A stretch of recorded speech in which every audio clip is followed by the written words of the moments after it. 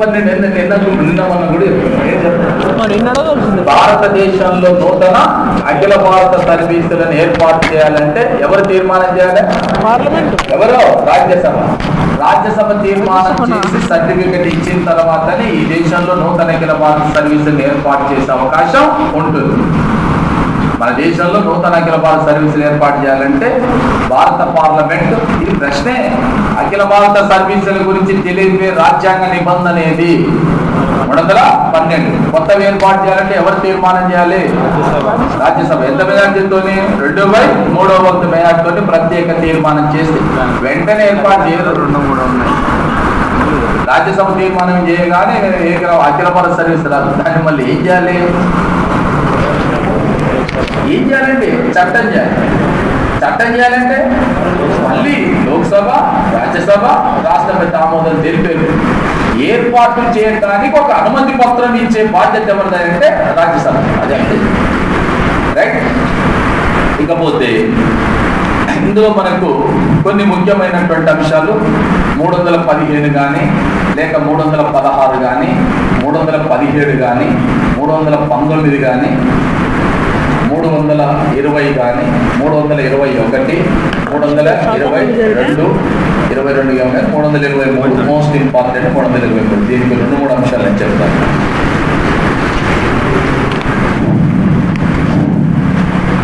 Okay, యాక్చువల్గా మీరు ఈ 315లో 3 పబ్లిక్ సర్వీస్ కమిషన్ల గురించి ఇక్కడే ఉంటవి. 3 పబ్లిక్ సర్వీస్ కమిషన్లు అంటే యూపీఎస్సీ గురించి ఇక్కడే ప్రస్తావించబడ్డది. స్టేట్ అంటే పబ్లిక్ సర్వీస్ కమిషన్ సంబంధించినటువంటి అంశం కూడా ఇక్కడే ఉన్నది. అదే పిఎస్సి. తర్వాత జేపీఎస్సి గురించి ఇక్కడే ఉంది. Joint public service commission, union public service commission అంటే కేంద్రానికి సంబంధించి, స్టేట్ పబ్లిక్ సర్వీస్ కమిషన్ అంటే రాష్ట్రం, జాయింట్ పబ్లిక్ సర్వీస్ కమిషన్ నుంచి కేంద్ర మరియు రాష్ట్రాలతో కలిపి ఏర్పాటు చేసేది. ఉంటుందా అసలు అట్లా?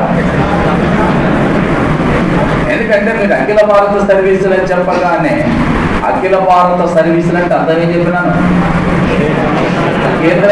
కేంద్ర సర్వీసుల్లోనూ రాష్ట్ర సర్వీసులు వాళ్ళని ఎంపిక చేసే బాధ్యత ఉంటే ఐఏఎస్, ఐపీఎస్ ఉన్నాయి, యూపీఎస్సీ. ఇక నీకు జాయింట్ అవసరం లేదు. జాయింట్ పబ్లిక్ సర్వీస్ కమిషన్ అనేది 2 అంతకంటే ఎక్కువ రాష్ట్రాలకు కలిపి ఏర్పాటు చేసేటటువంటి public service commission joint public service commission అంటారు. ఇప్పుడు ఈశాన్య రాష్ట్రాలలో కొత్త రాష్ట్రాలు ఏర్పాటు అవుతున్నాయి. కొత్త రాష్ట్రాలు ఏర్పాటు అయినప్పుడు కొత్త రాష్ట్రంలో ఈ ఉద్యోగుల ఎంపికకు సంబంధించినటువంటి ప్రత్యేక యంత్రాంగాన్ని ఏర్పాటు చేయడం, ఎగ్జామ్స్ నిర్వహించడం, అవన్నీ కూడా కొంచెం ఇబ్బందితో కూడుకున్నటువంటి అంశం. కాబట్టి ఒక్కొక్కసారి ఏం చేస్తుంటారు, 2-3 రాష్ట్రాలకు కలిపి గతంలో ఈశాన్య రాష్ట్రాలు ఇలాంటివే ఉండేవి పబ్లిక్ సర్వీస్. అలా ఏర్పాటు చేసేటటువంటి అవకాశం ఉంటుంది. దాన్ని ఎవరు ఏర్పాటు చేస్తారంటే రాష్ట్రపతి ఏర్పాటు చేస్తారు. అంటే రాష్ట్రపతి యొక్క ప్రకటనను అనుసరించి భారత పార్లమెంట్ చట్టం చేసి ఏర్పాటు చేస్తుంది. ఓకే, మరి 316లో ఈ సభ్యుల యొక్క నియామకానికి సంబంధించి చెప్తుంది. మన వాళ్ళు నోట్స్ లో ఉన్నప్పుడు సార్ మీరు 315 చెప్పిన 316 ఉంది కదా sir, 316 public service commission, 315 public service commission. కాకుండా ఏంటి, 315 ఏమో కమిషన్ల ఏర్పాటు, 316 ఏంటిది, దాంట్లో ఉండేటటువంటి సభ్యుల నియామకం. సో యూపీఎస్సీకి సంబంధించినటువంటి సభ్యుల నియామకం ఎవరు చేస్తారంటే రాష్ట్రపతి చేస్తారు. అలాగే స్టేట్కి సంబంధించి ఎవరు చేస్తారంటే గవర్నర్ చేస్తారు. జేపీఎస్సీ కూడా ఎవరు చేస్తారంటే రాష్ట్రపతి చేస్తారు. ఇందులో పనిచేసేటటువంటి సభ్యుల నియామకం జనరల్ గా ఒక చైర్మన్ తో పాటు 9 మంది వరకు సభ్యుల నియామకం చేసుకునేటటువంటి అవకాశం కేంద్రంలో ఉంటుంది. రాష్ట్రంలో కూడా 10 వరకు సభ్యుల నియామకం చేసుకునేటటువంటి అవకాశం ఉంటుంది. అయితే ఈ సభ్యుల నియామకం చేసేటటువంటి అంశం వరకు ఇలా ప్రస్తావించబడింది. కానీ సభ్యులను తొలగించడానికి సంబంధించినటువంటి అంశం ఏదైతే ఉందో అది డిఫరెంట్ గా ఉంటుంది. సభ్యుల నియామకానికి సంబంధించి ఒకసారి ప్రశ్న ఏంటంటే రాష్ట్ర పబ్లిక్ సర్వీస్ కమిషన్ చైర్మన్ మరియు సభ్యులను అని పైన ఇచ్చిన ప్రశ్న. కింద రాష్ట్రపతి నియమిస్తాడు, రాష్ట్రపతి తొలగిస్తాడు. Governor నియమిస్తాడు, governor తొలగిస్తాడు. రాష్ట్రపతి నియమిస్తాడు, గవర్నర్ తొలగిస్తాడు. గవర్నర్ నియమిస్తాడు, రాష్ట్రపతి. అంత కన్ఫ్యూజ్ చేసే అంశం. నీకు కరెక్ట్ గా అవగాహన ఉంటే దాని ఆన్సర్ చెప్పడం ఈజీ అవుతుంది. Fourth option sir. రాష్ట్రపతి నియమిస్తాడు, రాష్ట్రపతి తొలగిస్తాడు. Governor నియమిస్తాడు, governor తొలగిస్తాడు. రాష్ట్రపతి నియమిస్తాడు, గవర్నర్ తొలగిస్తాడు. గవర్నర్ నియమిస్తాడు, రాష్ట్రపతి తొలగిస్తాడు. గవర్నర్ నియమిస్తాడు, రాష్ట్రపతి తొలగిస్తాడు. ఇవి ఇప్పుడు అంటే నేను ఇప్పుడు జనరల్ చెప్పారు కదా, నేను ఇప్పుడు మీకు సందర్భం వచ్చింది కాబట్టి చెప్పాను. మీరు కూడా ఈజీగానే కూతురు. ఇప్పుడు మీరు చేయాల్సిన పని ఏంటంటే ఇలా తొలగించబడే వాళ్ళు ఇంకెవరైనా ఉన్నారా అది మీరు ఆలోచన చేయాల్సింది. ఎందుకంటే ఒకసారి నేను ప్రశ్న ఇలా వచ్చినప్పుడు ఇలా తొలగించబడేటటువంటి వాళ్ళు ఇంకెవరైనా ఉంటారా? మరి అది ఆలోచన చేయాల్సింది అదేనండి. రాష్ట్ర ఎన్నికల కమిషనర్ ఇదే విధంగా తొలగింపబడతాడు. రాష్ట్ర ఎన్నికల అధికారి, అట్ ది సేమ్ టైం రాష్ట్ర లోకాయుక్త, రాష్ట్ర మానవ హక్కుల కమిషన్, వీళ్ళందరూ నియమించేది ఎవరు నియమిస్తారు? గవర్నర్. కానీ తొలగించేది మాత్రం రాష్ట్రపతి. వీళ్ళందరినీ తొలగించేటప్పుడు ఉపయోగించేటటువంటి ఒక కామన్ పద్ధతి ఉంటుంది. ఇక్కడ కూడా ఆ కామన్ పద్ధతి గురించి మనం ఆలోచించాలి. రాజ్యాంగంలో ఉన్నటువంటి 317 అధికరణ సేమ్ 2 అంశాలు ఏంటివి? అసమర్థత, దుష్ప్రవర్తన అనే కారణాలను అనుసరించి భారత రాష్ట్రపతి వీరిని తొలగిస్తాడు. అయితే దాంట్లో ఉన్నదో లేదో ఒక పాయింట్ ఉంటుందండి. రాష్ట్ర పబ్లిక్ సర్వీస్ కమిషన్ చైర్మన్ మరియు సభ్యులను సస్పెండ్ చేసే అధికారం రాష్ట్ర గవర్నర్కు ఉంటుంది. తొలగించే అధికారం ఉంటుంది కానీ సస్పెండ్ చేసే అధికారం రాష్ట్ర గవర్నర్కు ఉంటుంది. రాష్ట్ర పబ్లిక్ సర్వీస్ కమిషన్ చైర్మన్ మరియు సభ్యులను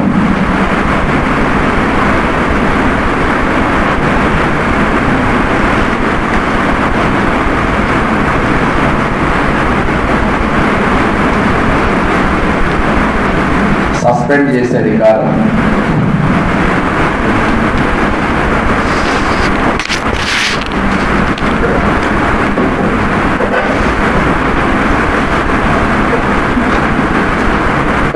గవర్నమెంట్ కలిగి ఉంటారు. అయితే ఈ 317లో పేర్కొన్నది ఏంటంటే తొలగింపు విధానాన్ని గురించి చెప్పినారు. ఏ కారణాల చేత తొలగిస్తారు అంటే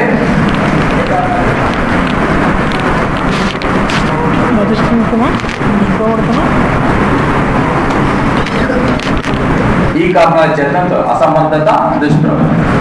ఒకటే గుర్తుంచుకోవాల్సిన అంశం ఏంటంటే వీళ్ళని తొలగించేటప్పుడు ఈ అసమర్థత, దుష్ప్రవర్తన అనే 2 కారణాలు చెప్తాం కదా. ఈ కారణాలు చెప్పినప్పుడు నియమించేది రాష్ట్రపతి, తొలగించేది కూడా రాష్ట్రపతి, అందులో సందేహం లేదు.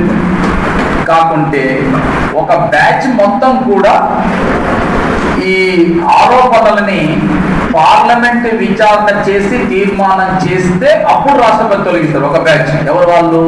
సుప్రీంకోర్టు న్యాయమూర్తులు, హైకోర్టు న్యాయమూర్తులు, కంట్రోలర్ అండ్ డైరెక్టర్ జనరల్, భారత ఎన్నికల ప్రధాన అధికారి, వీళ్ళకి ఒక బ్యాచ్. ఓకే. మరి రెండవ బ్యాచ్, రెండవది చాలా పెద్ద బ్యాచ్. ఇది వీళ్ళు ఎలా అంటే ఈ ఆరోపణలు వచ్చిన తర్వాత రాష్ట్రపతి ఏం చేస్తాడంటే ఈ ఆరోపణల గురించి భారత సుప్రీంకోర్టుకు రెఫరెన్స్ ఇస్తాడు. ఏమని? వీరిపైన పలాంటి ఆరోపణలు వచ్చినాయి, దీన్ని మీరు విచారించి దీనిపైన మాకు ఒక రిపోర్ట్ ఇవ్వండి అని చెప్పి ఇస్తాడు.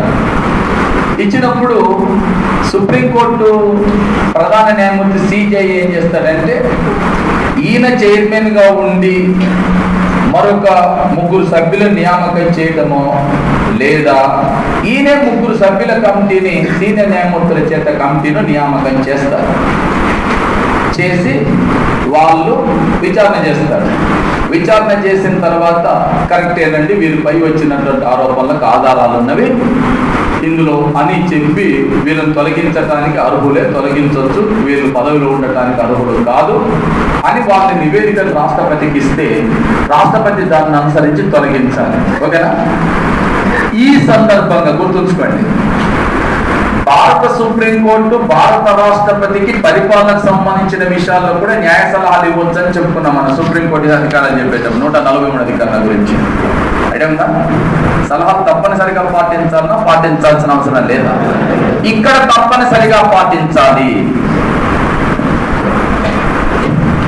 ఎవరిపైనైతే ఆరోపణలు వస్తున్నాయో ఆ ఆరోపణలు వాస్తవమా కాదా అని తేల్చి చెప్పడం కోసం భారత రాష్ట్రపతి సుప్రీంకోర్టు యొక్క ప్రధాన న్యాయమూర్తికి ఆ కేసును రెఫరెన్స్ ఇచ్చినప్పుడు దాన్ని సుప్రీంకోర్టు ప్రధాన న్యాయమూర్తి నేతృత్వంలో ఉండేటటువంటి 3 సభ్యుల కమిటీ కానీ వారి చేత నియామకం పొందినటువంటి 3 సభ్యుల కమిటీ కానీ సుప్రీంకోర్టులో ఉండే న్యాయమూర్తులు వాళ్ళు విచారణ చేసిన తర్వాత ఈ వచ్చిన ఆరోపణలు వాస్తవమో అవాస్తవం ఏదైనా కావచ్చు, వాళ్ళు ఇచ్చినటువంటి రిపోర్టుని రాష్ట్రపతి తప్పనిసరిగా పాటించాలి. దానిని బట్టి తొలగించడం జరుగుతుంది. ఎవరినండి? Public service. ఏ పబ్లిక్ సర్వీస్ కమిషన్ చెప్పింది? మొత్తం అందరినీ ఒకరే తొలగిస్తారు. ఎవరు? రాష్ట్రపతి. మరి ఇంతకుముందు మిమ్మల్ని అడిగిన ప్రశ్న ఏంటి? రాష్ట్ర పబ్లిక్ సర్వీస్ కమిషన్, అవును కదా? అడిగింది మిమ్మల్ని ఏంటంటే రాష్ట్రపతి. మరి నీకు union public service commission, joint public service commission సభ్యులు నియమించేది ఎవరు? రాష్ట్రపతి. తొలగించేది ఎవరు? రాష్ట్రపతి. మిమ్మల్ని అడిగింది ఏంటిది? రాష్ట్రాలు. అంటే ఇప్పుడు అందరినీ తొలగించే అధికారం ఎవరికి ఉంటుందంటే రాష్ట్రపతి. అందరినీ తొలగించేటటువంటి పద్ధతి గురించి కూడా 317లోనే ఉన్నది. ఇది 3 బాగా గుర్తించాల్సినటువంటి అంశాలు. ఇప్పుడు మీకు 4-5 అధికారులు చెప్తున్నాను. 310 సంతృప్తి సిద్ధాంతం, 311 ఉద్యోగుల యొక్క పదవీ భద్రత హక్కులు ప్లస్ క్రమశిక్షణ వచ్చేది, 312 అఖిల భారత సర్వీస్, 315 పబ్లిక్ సర్వీస్ కమిషన్. అన్ని వస్తాయి మీరు మన దాంట్లో. పబ్లిక్ సర్వీస్ కమిషన్ 3 రకాలు ఉంటాయి. 1 యూనియన్, 2 స్టేట్, 3 జాయింట్. 3 కూడా ఒకే అధికారంలో ఉంటాయి. ఎక్కడ ఉన్నవి? 315. 316లో నియామకం. ఈ నియామకం చేసేటప్పుడు మళ్ళీ గుర్తుంచుకోండి, నియామకం చేసేటప్పుడు ఒక రాష్ట్ర పబ్లిక్ సర్వీస్ కమిషన్ చైర్మన్ సభ్యులను మాత్రమే గవర్నర్ నియామకం చేస్తారు. యూనియన్ కానీ జేపీఎస్సీ కానీ రెండింటిని కూడా ఎవరు నియామకం చేస్తారు? రాష్ట్రపతి. ఇక 317లో తొలగించేటప్పుడు మాత్రం 3 తొలగించే అధికారం కూడా రాష్ట్రపతి. దానికి ఒకే పద్ధతిని అనుసరిస్తాం. ఏమిటా పద్ధతి? వారిపై వచ్చినటువంటి ఆరోపణల గురించి రాష్ట్రపతి ఏం చేస్తాడు? సుప్రీంకోర్టుకు రెఫరెన్స్ ఇస్తే సుప్రీంకోర్టు ప్రధాన న్యాయమూర్తి నేతృత్వంలో ఉన్నటువంటి కమిటీ విచారణ చేయొచ్చు. వారి చేత నియమించబడిన కమిటీ కూడా విచారణ చేసి తొలగించడం జరుగుతుంది. రైట్. ఇకపోతే 319 అధికరణ చెప్పేది ఏంటంటే 18 అవసరం లేదు, ఇది న్యాయపరమైనటువంటి అంశాలతో సంబంధించినటువంటిది. తర్వాత వీళ్ళ యొక్క అర్హతలను నిర్ణయించేటటువంటి అంశం. అర్హతలు నిర్ణయించేటటువంటి అంశం కూడా ఇంపార్టెంట్ ఏం కాదు. ఒకటి ఏంటంటే ఈ పబ్లిక్ సర్వీస్ కమిషన్లకు చైర్మన్ సభ్యుల నియామకం చేసేటప్పుడు ప్రభుత్వాలు ఏం చేస్తున్నాయంటే దీన్ని రాజకీయ పదవిగా వాడుతున్నాయి. చాలాసార్లు ఎమ్మెల్యేలను వీళ్ళని తీసుకొచ్చి చైర్మన్గా నియామకం చేస్తున్నారు. గతంలో ఉండేది. ఈ నియామకం చేస్తారన్న ఉద్దేశంతో ఈ నియామకం చేసే సందర్భంలో దీంట్లో మినిమం 50% ఎవరైతే ఉంటారో వాళ్ళు కనీసం 10 సంవత్సరాలు ప్రభుత్వ ఉద్యోగాల్లో పనిచేసినటువంటి వారినే నియామకం చేయాలనేది చెప్పబడింది అన్నమాట. ఒకటే. ఇక 319 చెప్పేది ఏంటంటే ఎవరైనా కూడా పబ్లిక్ సర్వీస్ కమిషన్లో చైర్మన్గా కానీ సభ్యులుగా కానీ పనిచేసిన వాళ్ళు ప్రభుత్వ ఉద్యోగాలు నిర్వహించడానికి అర్హులు కారు. ప్రభుత్వ ఉద్యోగాలు నిర్వహించడానికి అర్హులు కావు ఎక్కడ కూడా. Except state public service commission chairman సభ్యులుగా పనిచేసిన వాళ్ళు యూనియన్ పబ్లిక్ సర్వీస్ కమిషన్ లో చైర్మన్ గా కానీ సభ్యులుగా కానీ పనిచేయడానికి మాత్రమే అర్హులు తప్ప ప్రభుత్వ ఉద్యోగాలు నిర్వహించడానికి అర్హులు కారు. ఎన్నో అధికరణ? 319 అధికరణ. ఇక 321-20కి సంబంధించి ఏంటంటే పబ్లిక్ సర్వీస్ కమిషన్ యొక్క విధుల గురించి తెలియజేస్తుంది. అవి నెరవేర్చాల్సినటువంటి విధులు. అంటే ఏం పని చేయాలి? రియల్గా చెప్పాలంటే యూనియన్ పబ్లిక్ సర్వీస్ కమిషన్ కానీ రాష్ట్ర పబ్లిక్ సర్వీస్ కమిషన్ కానీ ఒక్కటే విధి ఉంటుంది, ఉద్యోగుల ఎంపిక ప్రక్రియను నిర్వహించటమే. యాక్చువల్లీ ఇది ఒక్కటే చేసేది, ఆ పని చేసేది ఒక్కటే. మిగతా అంశాలు ఏవి ఉన్నా కూడా అవి పబ్లిక్ సర్వీస్ కమిషన్ కు సంబంధించినటువంటి సలహాపూర్వకమైనటువంటి విధులుగానే భావించాలి తప్ప అవి ఒరిజినల్ విధులు కావు. ఇంకోటి ఏంటంటే ఉద్యోగుల ఎంపికకు సంబంధించినటువంటి సందర్భాలు వచ్చినప్పుడు కూడా విధానపరమైన నిర్ణయాలని ప్రభుత్వం తీసుకుంటుంది. ఏజ్ రిలాక్సేషన్ చేయాలా వద్దా ఎవరు నిర్ణయిస్తారు? ప్రభుత్వమే నిర్ణయిస్తారు. వయో పరిమితిని పెంచాలా వద్దంటే ఎవరు నిర్ణయిస్తారు? ప్రభుత్వమే. ఇంటర్వ్యూ ఉండాలా తీసేయాలా? ప్రభుత్వమే నిర్ణయిస్తుంది. అర్థమైతే చెప్పాను. ఇలాంటి విధానపరమైన నిర్ణయాలు ఏవైతుంటే అది ప్రభుత్వాలే నిర్ణయం తీసుకుంటాయి. మరి వీళ్ళు ఏం చేస్తారు అని అంటే ఉద్యోగాల ఎంపిక ప్రక్రియ చేసేటప్పుడు అర్హులైనటువంటి అభ్యర్థుల నుండి అప్లికేషన్స్ స్వీకరించటం కానీ, ప్రాసెసింగ్ చేయటం కానీ, పరీక్ష నిర్వహించటం కానీ, పేపర్ వాల్యుయేషన్ చేయటం కానీ, ఇంటర్వ్యూ చేయటం కానీ, ఎంపిక చేసేంత వరకు వీళ్ళు చేసి ఆ లిస్ట్ తీసుకుపోయి ప్రభుత్వానికి ఇస్తారు. వీళ్ళని మేము సెలెక్ట్ చేసినా వీళ్ళకి ట్రైనింగ్ ఇచ్చి వినియోగించుకోండి అని చెప్తాను అంతే. ఇక మిగతావన్నీ వీళ్ళకి సంబంధించినవి కావు. కొన్నిసార్లు అడుగుతారు క్రమశిక్షణ చర్యలు ఉన్నాయి ప్రభుత్వ ఉద్యోగులపై. ఏపీపీఎస్సీ కానీ యూపీఎస్సీ కానీ క్రమశిక్షణ చర్యలు తీసుకోదు. క్రమశిక్షణ చర్యలకు సంబంధించిన సూచనలు మాత్రమే ప్రభుత్వానికి ఇస్తుంది, ప్రభుత్వమే తీసుకోవాలి. నాట్ ఓన్లీ అంటే disciplinary action, at the same time even training also. Training గురించి కూడా ఏం చేయాలనే దాని గురించి సూచన చేస్తుంది ప్రభుత్వానికి. 2, 3 అంతర్ సర్వీసుల బదిలీలు ఉంటాయి. అంతర్ సర్వీసుల బదిలీలు అంటే ఇప్పుడు మీలో ఎవరైనా 21, 22, 23, 24 లోపుగా గెజిటెడ్ పోస్ట్ కానీ గ్రూప్ 1 కానీ గెజిటెడ్ పోస్ట్ కానీ మీరు సంపాదిస్తే కొన్ని డిపార్ట్మెంట్స్ ఉన్నాయి త్వరితంగా తొందరగా ప్రమోషన్ వచ్చి కొన్నింటిని లేట్గా వస్తాయి.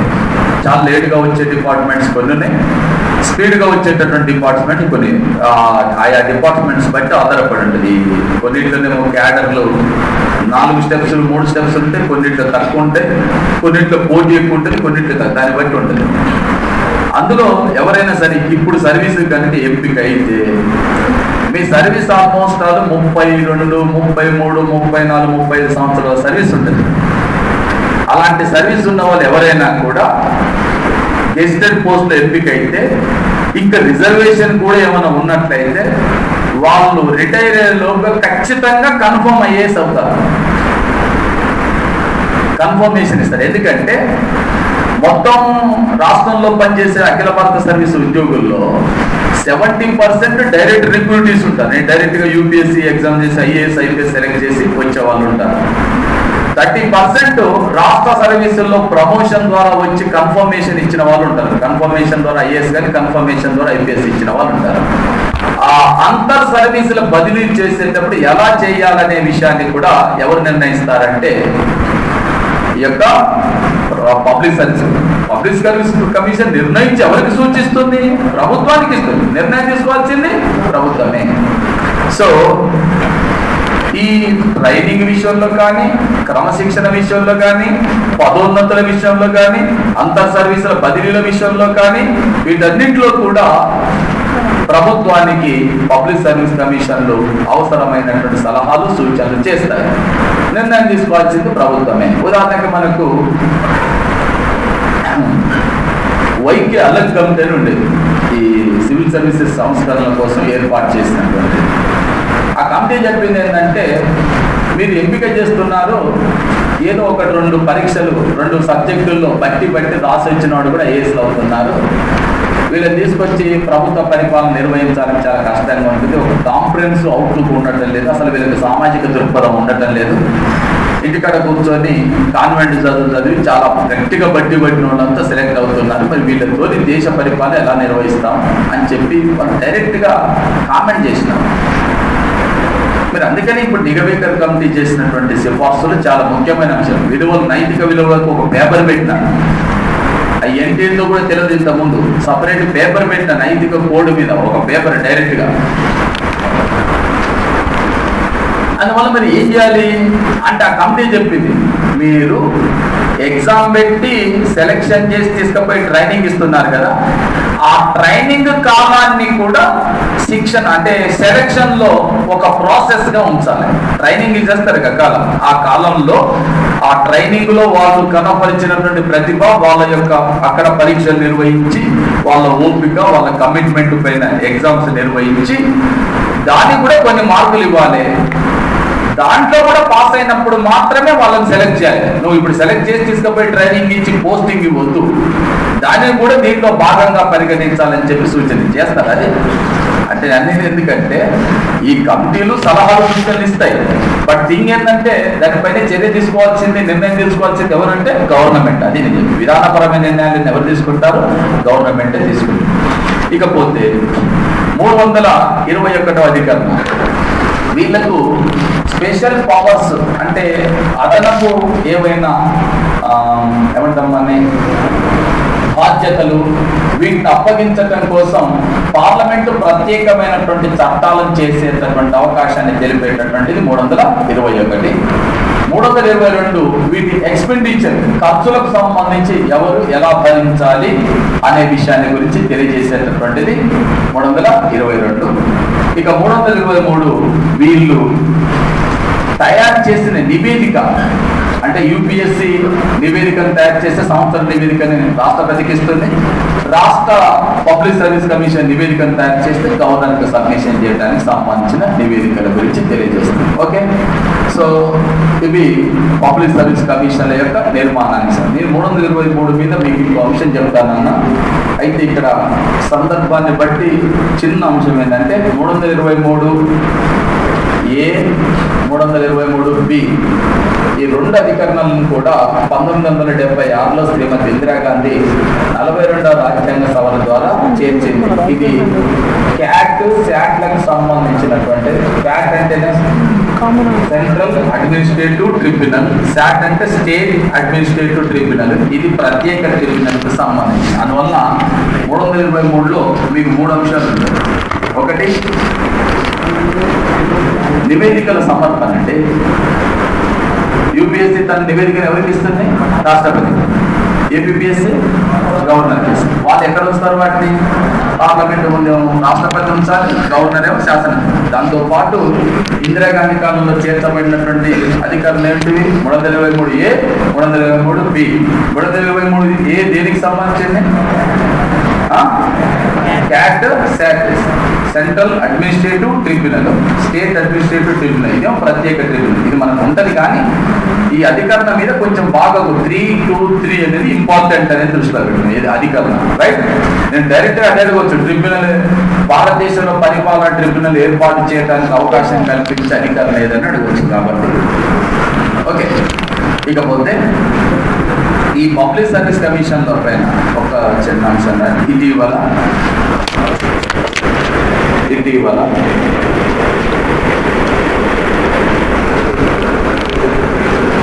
యూపీఎస్సీ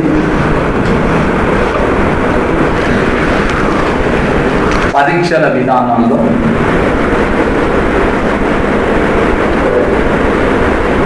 అనేక మార్పులను మరియు సంస్కరణలను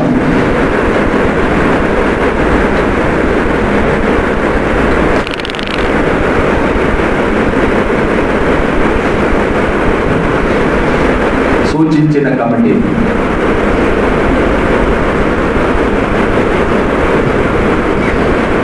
నిగవేకర్ committee. Nigavekar committee Nigavekar committee.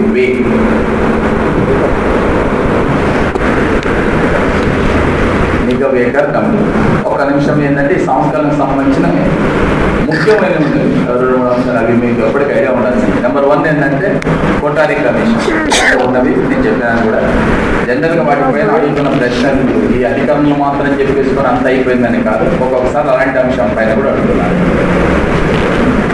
ఎందుకంటే కమిటీ కూడా ఇంపార్టెంట్ కదా మనకు. ఆ కమిటీ గురించి అడుగుతుంది. కోటారీ కమిషన్. ఈ కోటారీ కమిటీ చేసిన 2 ఇంపార్టెంట్ అయిన సూచనలు. రెండు చాలా చాలా ఇంపార్టెంట్ అయిన సూచనలు. ఒకటేమో ఈ preliminary exam, general studies preliminary exam ఉంది కదా, ఇప్పుడు నీకు ఏపీ మామూలుగా యూపీఎస్సీ ఎగ్జామ్ నిర్వహించేటప్పుడు ప్రిలిమ్స్ ఉందా? ప్రిలిమ్స్ ఎగ్జామ్ అనేది 150 మార్కుల పేపర్. ఇప్పుడు మీకు జనరల్ స్టడీస్ పేపర్ ఉందా?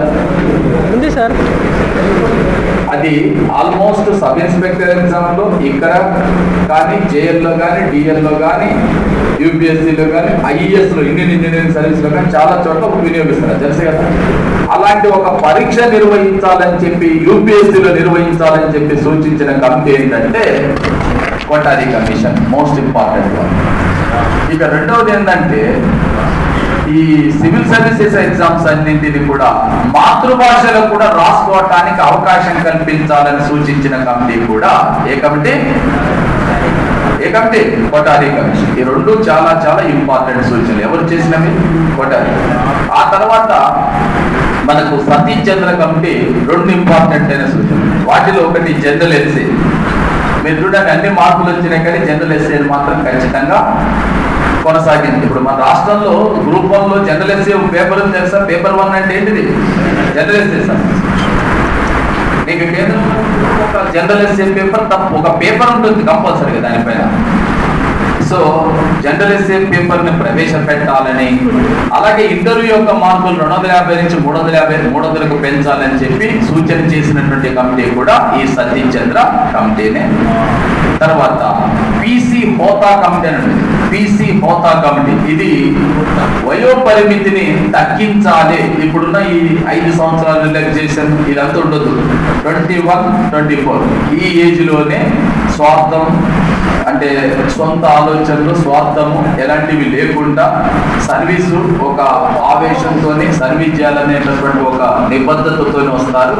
ఇక తర్వాత ఆలోచనలన్నీ కూడా సంపాదన పైన ఎక్కువగా ఉంటున్నాయి కాబట్టి ఆ ఏజ్ లోనే సెలక్షన్ జరపాలని చెప్పి 21, 24 ఈజ్ ద బెస్ట్ ఏజ్. ఆ 3 సంవత్సరాల్లో పట్టే సెలక్షన్ జరిగేటట్టుగా ఉండాలని, అంటే 3 అంటే 4 సంవత్సరాల్లో పట్టే సెలక్షన్ జరగాలి. ఇక ఏజ్ పెరుగుతున్నా కొద్దీ మిగతా వాటికంటే కూడా అంటే వేరే అంశాలకు ఎక్కువ డైవర్ట్ అయిపోతున్నారని చెప్పినాడు. దాని తర్వాత వైకి అలిం కమిటీ ఏం చెప్పింది అంటే ఈ ఎంపిక ప్రక్రియలో ట్రైనింగ్ పీరియడ్ కూడా ఎంపిక ప్రక్రియలో ఒక భాగంగా పరిగణించాలని చెప్పడం జరిగింది. అదేవిధంగా ఇప్పుడు ఏర్పాటు చేసినటువంటి కమిటీ నిగవేకర్ కమిటీ. ఓకే, అదొకటి రాసిన తర్వాత మరి యూపీఎస్సీ మొట్టమొదటి చైర్మన్ గా పనిచేసినటువంటి వ్యక్తి హెచ్కే కృపలాని. కృపలాని కాక ప్రస్తుతం డిపి అగర్వాల్. రాష్ట్ర పబ్లిక్ సర్వీస్ కమిషన్ చైర్మన్